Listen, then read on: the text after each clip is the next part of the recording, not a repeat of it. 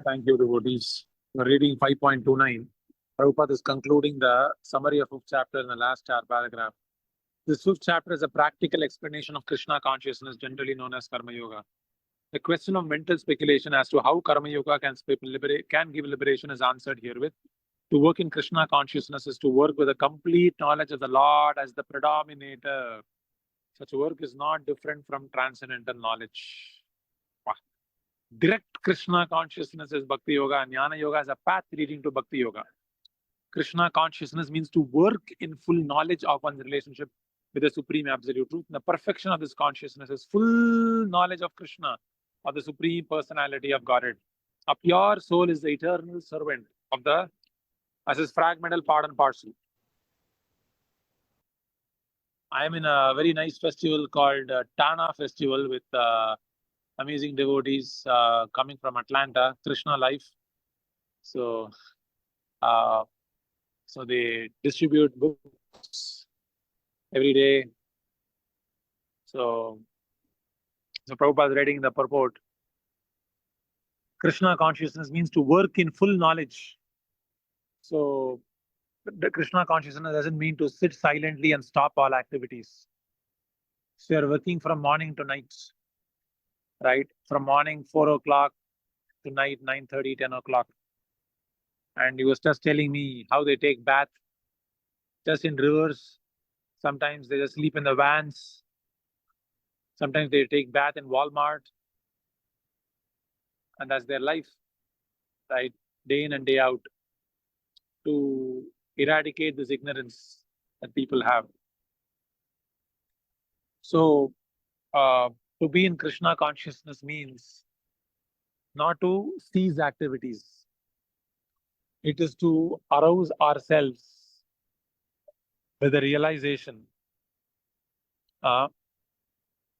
that we essentially are parts and parcels of Krishna. So when one is working with a complete knowledge of the Lord as the predominator, he is the predominator. I am his part and parcel. I am constantly his servant in all circumstances. So when one is in samadhi, one has given up all his personal agenda. We are not ready to give up our personal agenda for Krishna. Right? We still have things to do. I want to go here, go there. So we have our personal agenda. Right? So Krishna says, okay, even if you have a personal agenda, offer the results of that personal agenda to me. Or while doing your personal agenda, remember me. But it is not so easy. If we have a personal agenda, then we will remember only ourselves. But we can do, like, Krishna, I'm trying to do this for you. These days, somehow or the other, Krishna gives so many options. Either you stop all agenda and do my agenda. That's one way. Or while doing the agenda, you remember me. That's another way. Or offer the results of that personal agenda to me. That's another way. Or if I can't do anything, cry at the lotus feet of someone who has given up all his personal agenda for Krishna. That's another easier way. So in this way, there are many ways to come to Krishna, right? But in some way or the other, we must try to distance ourselves from our personal agenda as the sum and substance of our life, right? So Prabhupada says Krishna consciousness means to work in full knowledge of one's relationship with the Supreme Absolute. And what is the opposite of it? It is to work in full ignorance that I am this body and there is no God. So this is how they are working. They are working in full ignorance that they are this body. Full ignorance. This is the absence of Krishna consciousness. Everyone is so confident that I will live here forever. And people don't seem to get this point that this body will die, the soul has this opportunity, they can realize Krishna, this is real. They are so absorbed in their circumstances. What to do? So this is the opposite of Krishna consciousness. So Krishna consciousness means to work in full knowledge. I must know that I am Krishna's. I must have knowledge of Krishna's position as the enjoyer, as the predominator. Sarva-loka-maheśvaraṃ. He is the sarva-loka-maheśvaraṃ. He has control over everything. I am Anuswarupa. I am a servant. So one must understand this fact either by pratyaksham or something. You must understand how Krishna is the sarva-loka-maheśvaraṃ. And while being the bhokta and the sarva-loka-maheśvaraṃ, he is also the real friend of all living beings. Suhṛdaṃ sarva-bhūtānāṃ. Suhṛdaṃ sarva-bhūtānāṃ. He is the real friend of all living entities. He desires benefit for me. And my benefit is to make him the benefactor. This is my benefit. As soon as I think I gain, I lose. This is spiritual mathematics. Spiritual mathematics means as soon as we think we are gaining materially, we start losing.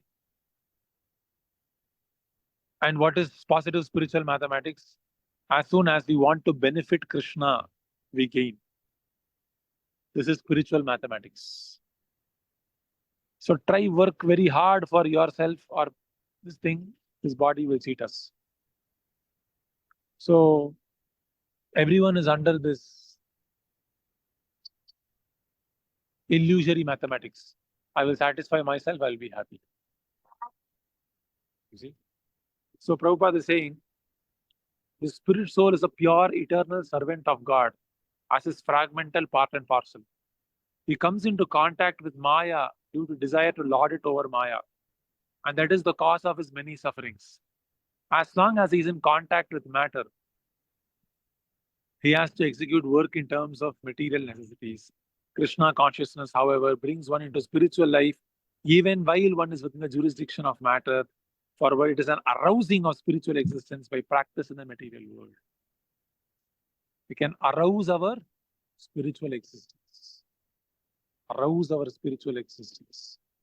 While we are in the material world, while you might be waiting in the queue, while you are in Walmart, while you are in Costco, while you are in the India grocers, while you are here, while you are there, wherever you are, your spiritual existence will become aroused. You will not see as India grocers, you will see it as Krishna's grocers.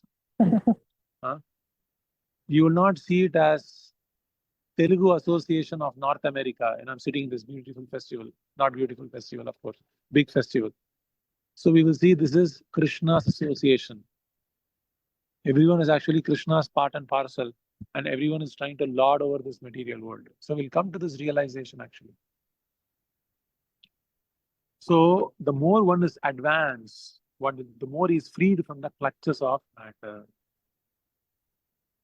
He is free from the clutches of matter. So mode of tamoguna means very deep touching, embracing, kissing matter. This is tamoguna. Rajoguna means a little separation from matter. Sattva-guna means even little separation from matter. So the more person is in tamoguna, the more he embraces matter, then he will suffer more and more and more. So he will suffer more and more and more. And the more one comes in sattva-guna, one stops embracing matter. And one is in Krishna consciousness. One is at the stage of embracing the lotus feet of Krishna as his lowest servant, as his lowly servant. And in that state of embracing the lotus feet of Krishna as our sum and substance, we are completely freed from all contact with matter which is embarrassing us. We are being, Prabhupada says, we are being embarrassed by matter. You know what is embarrassed? There is something called, I don't know if you know, Turkish ice cream. Does someone know this? Has someone heard about this Turkish ice cream? Has someone seen this? How a Turkish ice cream seller sells ice cream? Anyone? No, Prabhu, keep talking. Sorry? Has anyone here seen? They will try to give the ice cream and this person will be holding the cone. And they will try to put the ice cream on top of the cone.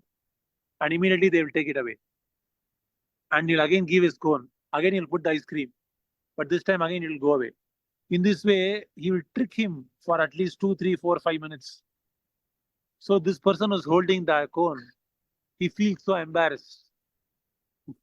Because every time he's thinking he'll put it into his mouth, this guy will take the ice cream away.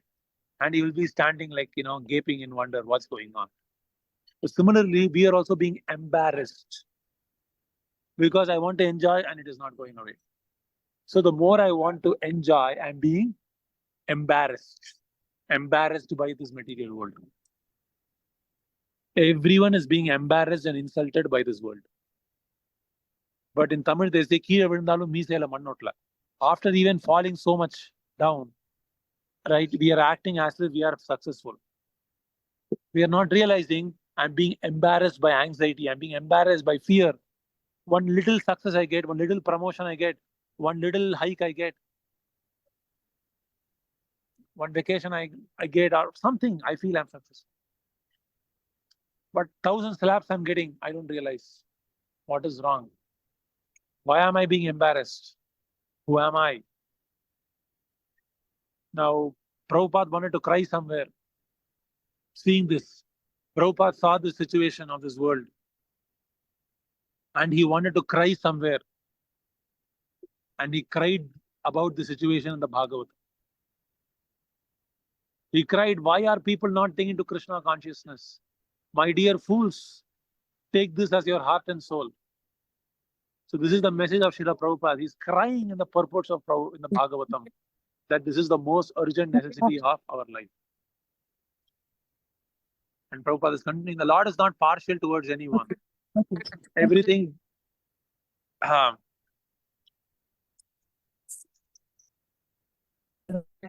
so everything depends on one's practical performance of duties in Krishna consciousness, which helps one to control the senses in every respect and conquer the influence of desire and anger. And one who stands fast in Krishna consciousness, controlling the above mentioned passions, remains factually in the transcendental state or Brahma Nirvana.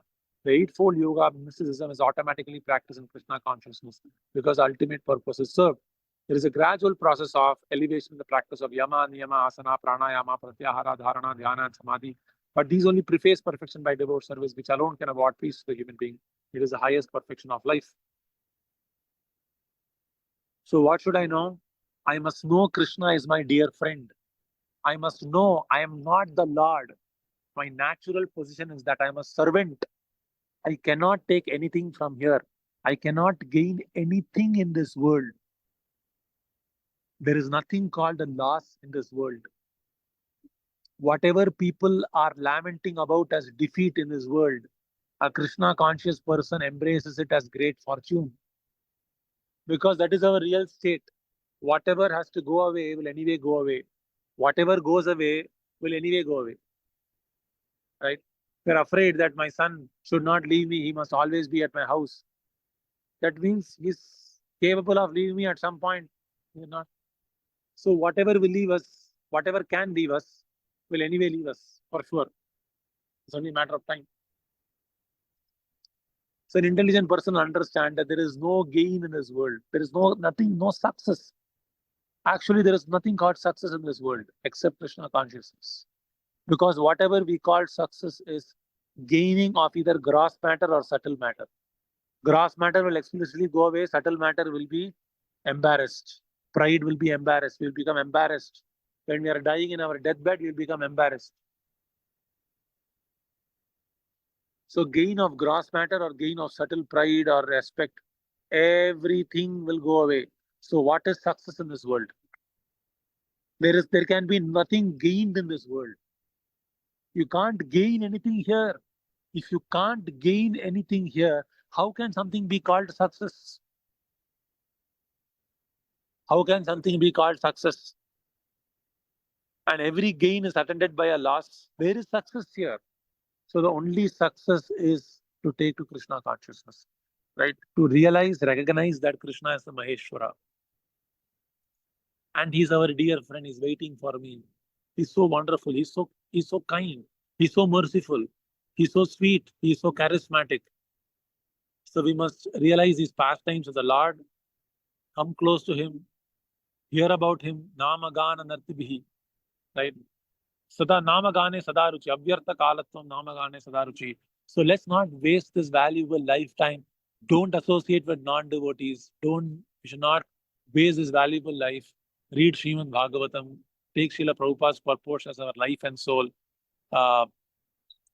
So tomorrow we are having a morning program at Jagannath Nivas with His Grace Mahotsaha Prabhu, starting for 4:45, and he's also giving a talk from 7:30 to 8, right, to motivate us. So Prabhu distributes 30-40 Bhagavatam sets every day to different foreign-bodied, Western-bodied devotees. He's a truckload of conviction. So if you think you lack conviction in Krishna consciousness, you must hear from His Grace Mahotsaha Prabhu. His conviction is top-notch.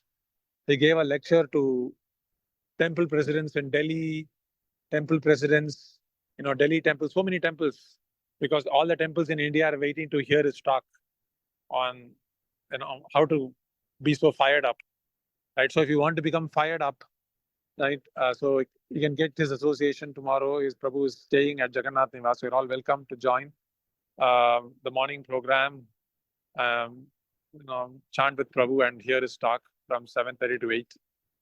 So I'll stop here. Any questions or comments are welcome. Prabhuji, can you please share the Zoom link for the 7:30 lecture? 7:30 lecture, yeah, I can. Yeah, I mean, preferable to come in person, Mataji. Prabhu likes to, have devotees in person. So, please come if you can, but I'll ask Prabhu if he's comfortable with the Zoom. Sounds good, Prabhuji. Thank you so much. Hare Krishna, Dandavat Pranam. Thank you, Prabhu. Hare Krishna. Dandavat Pranam. Thank you, Prabhu. Hare Krishna, Dandavat Pranam. Thank you, Prabhuji. Hare Krishna, Dandavat Pranam. Hare Krishna. Hare Krishna, Prabhu. Dandavat Pranam. So, Prabhu, tomorrow 7:30 morning, right, Prabhu?